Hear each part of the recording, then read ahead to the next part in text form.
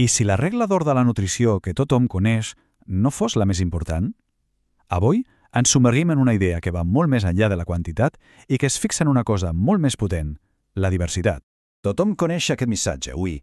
Menja 5 racions de fruita i verdura al dia. És una idea simple, fàcil de recordar i ha estat la base de moltes campanyes de salut pública. Però és realment l'objectiu ideal per a la nostra salut? I si la ciència més recent ens digués que la clau no és el número 5, sinó el 30?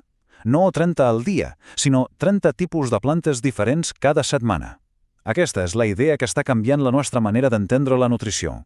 O sigui que, en lloc de comptar racions, el nou paradigma se centra en el que s'anomenen els 30 punts vegetals. I no és cap moda passatgera. És un enfocament basat en descobriments científics molt sòlids sobre un dels ecosistemes més importants que tenim al cos, el microbioma intestinal. D'acord. I com funciona exactament? Doncs al principi és sorprenentment senzill, però alhora revolucionari. Per a la salut del nostre intestí, la varietat és molt més important que el volum. Menjar molts tipus de plantes diferents és com tenir un exèrcit superdiversificat per protegir el nostre benestar, on cada soldat té una habilitat especial. I aquest número, el 30, d'on surt? Doncs no és una xifra treta de la manga, ni de bon tros. Prové d'una de les investigacions més grans que s'han fet mai sobre aquest tema. La font d'aquesta idea és l'American Gut Project. Penseu-hi, un estudi massiu amb milers de persones que van analitzar els seus microbis intestinals.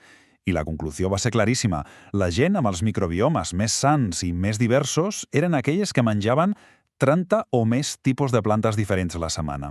Aquesta cita de la doctora Shairin Kassam ho clava. El consens científic és clar. La diversitat al plat alimenta la diversitat a l'intestí, i aquesta diversitat és sinònim de bona salut. Molt bé, ja sabem el per què.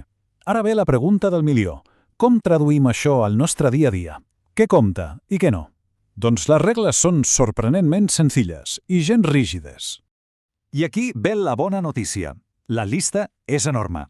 No parlem només de fruita i verdura. També compten els cereals integrals, els llegums, els fruits secs, les llavors i fins i tot les herbes i les espècies. Ah, i atenció, perquè el cafè i la xocolata negra també ens sumen punts. El sistema de puntuació és superdirecte.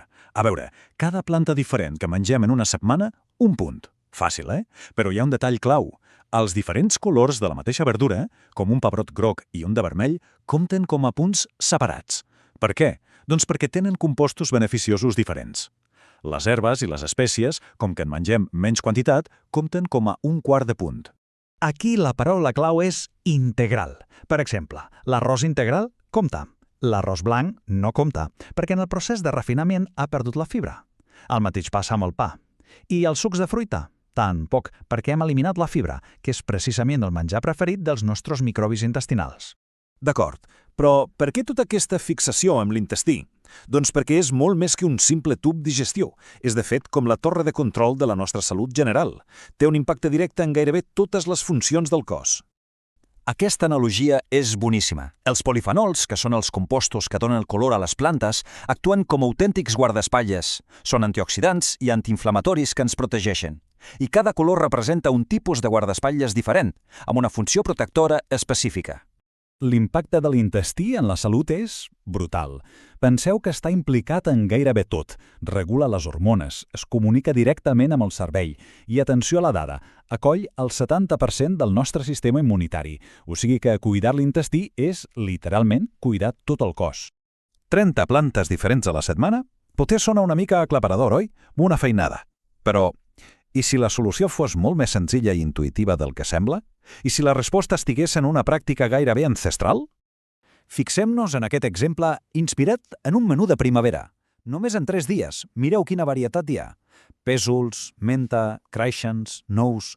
Són aliments frescs, plens de nutrients, que la natura ens ofereix just en aquest moment de l'any. I si fem números? Doncs surten més de 12 punts, en només 3 dies i gairebé sense adonar-nos-en. Això demostra que arribar als 30 no és cap utopia. Si mantenim aquest ritme, l'objectiu és totalment assolible. I aquest patró es repeteix durant tot l'any, és clar. Mirem què passa a la tardor, per exemple. La paleta de sabors canvia per complet. Apareixen la carbassa, els bolets, el moniato, les llentilles... Cada estació ens porta els seus tresors i de manera natural ens convida a diversificar. I el resultat? Doncs un altre cot espectacular. Més de 13 punts en només 3 dies. Queda claríssim, oi? Menjar de temporada no només és més sostenible i més bo, sinó que és la manera més intuïtiva d'assolir la diversitat que el nostre cos necessita. Al final, la conclusió és molt potent. Aquesta regla dels 30 punts, que sembla tan moderna, en realitat és la validació científica d'una pràctica ancestral. L'objectiu no és obsessionar-se a comptar, sinó simplement reconnectant amb els cicles de la natura.